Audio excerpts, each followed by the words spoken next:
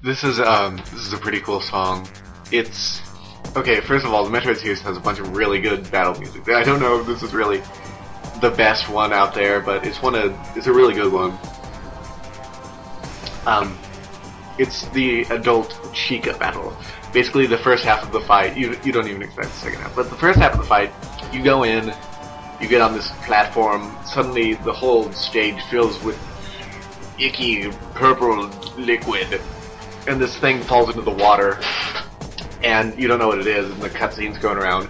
All of a sudden, this big, huge whale, this is really scary. I don't like whales. Well, I mean, I like them, but they're scary.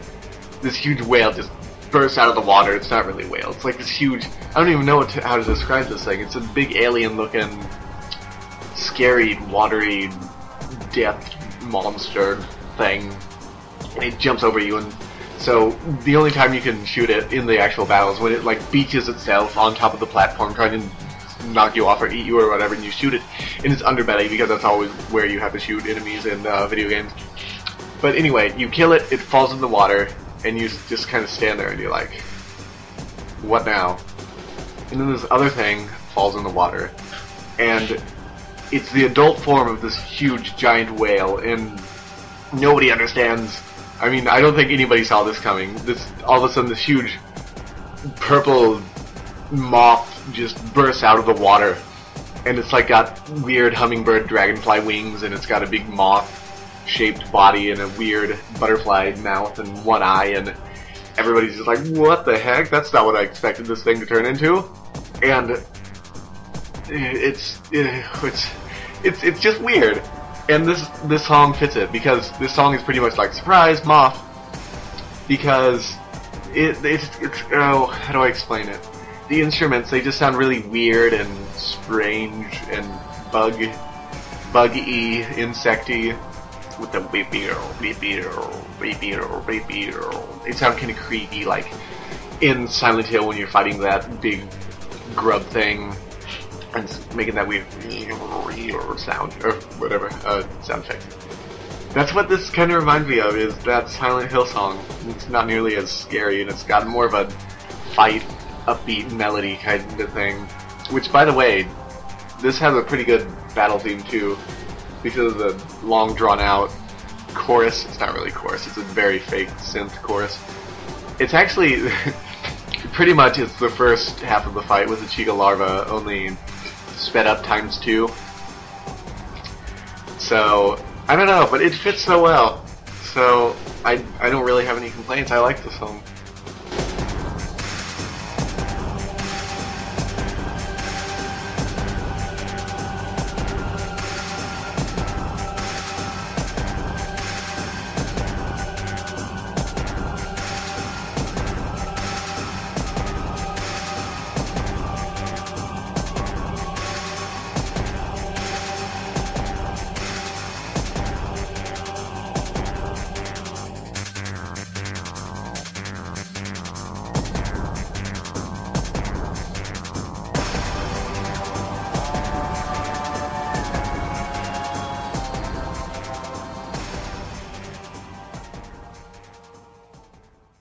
Skytown was probably like the coolest.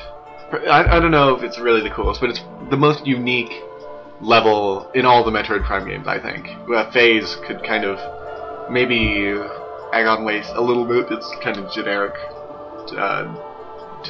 desert, but anyway, Skytown is really cool. It's like a bunch of steampunk islands floating high in the sky above this planet that's constantly plagued by all these storms. So it's a really cool setting. First of all, it's really cool looking. You're all this metal steampunk all around you, and then off the edges of cliff there's all these stormy clouds down there, and it looks really cool and pretty unique. And the Chozo lived there a long time ago, like before the setting of Metroid Prime 3, and they lived there and they thrived, and unlike the Chozo Ruins ones in Metroid Prime 1, these ones were more mechanical savvy. Like, they built all these robots, and to actually survive they had to build these giant sky town mechanical steampunk whatever. And but for some reason eventually they left the place. They bolted for whatever reason, and they left behind these robots so that the Skytown wouldn't fall apart.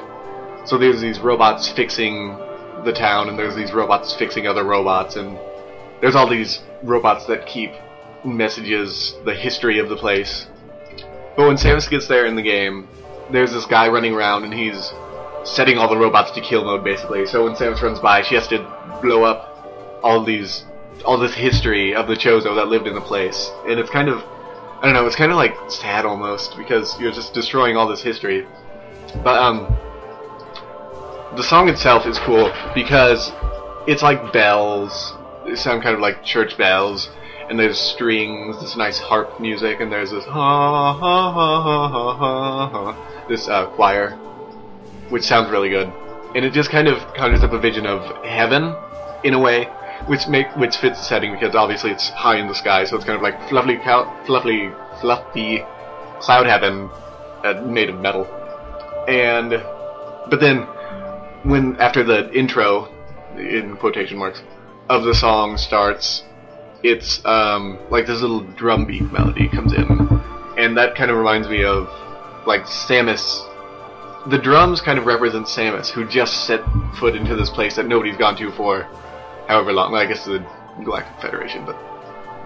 And so Samus is the drums, and then near the tail end of the song, there's like this really out of place, jarring electric guitar in there, and it doesn't really quite fit the song. I mean, it kind of does. It meshes in well, but it doesn't really fit the rest of the instruments, I guess. And that always makes me think of, like, the electric guitar could represent the corruption of the place. Like, the electric guitar is the phase-on, and then there's this ding-dong, ha-ha-ha. That's the town itself, and then the little march is Samus. So there's these three parts of the song that represent different things, and I think that's really cool.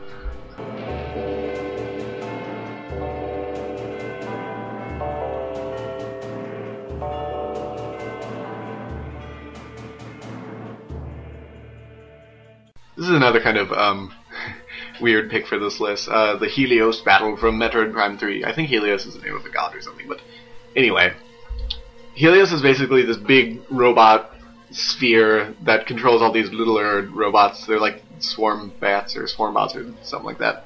They're really annoying. But anyway, so it's the boss of Skytown, so there's all this stormy setting around, and the song fits really well for like a storm because there's all these scary strings in the background, and the drum beat is kind of weird and off the beat, I guess.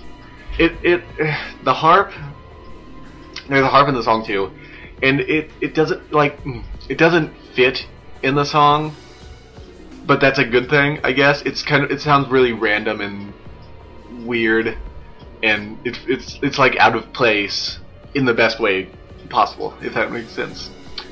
The song just feels like you're caught in the middle of a storm, and you have to, you know, it just sounds like a storm, I guess. And it's a really unique song.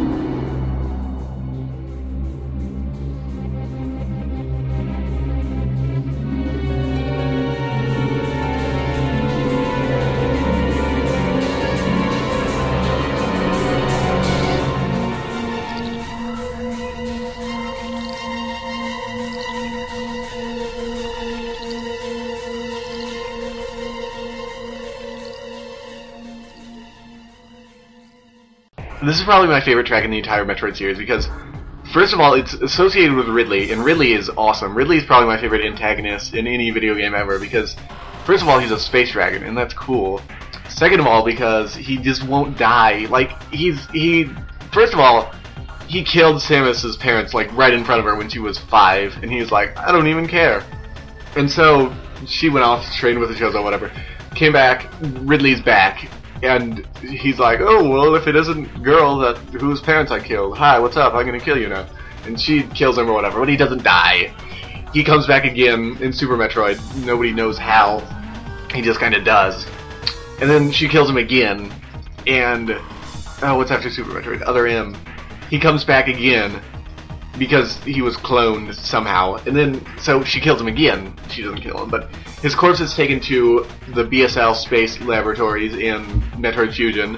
He's cloned by the X-Parasite, so there he is again. It's not actually him, and he's really annoying in that game, but he's back again. Kills that one. So what's after Fusion? Prime. finds him in space. He's got a robot body. This is his theme song. It's actually a remix of one of the boss themes in Super Metroid, the one that plays during the fight with Ridley at the beginning of the game and a few times throughout the game. Or not a few times. You only find him one other time in the game. Do you? You actually find him? I digress. It's Ridley's theme after that game. Like, it was just a boss theme, but after that game, it's Ridley's theme. It's become heavily associated with Ridley. This version of the song has like this weird mechanical instruments in the background. Well, not in the background, but mechanical instruments actually make up the song.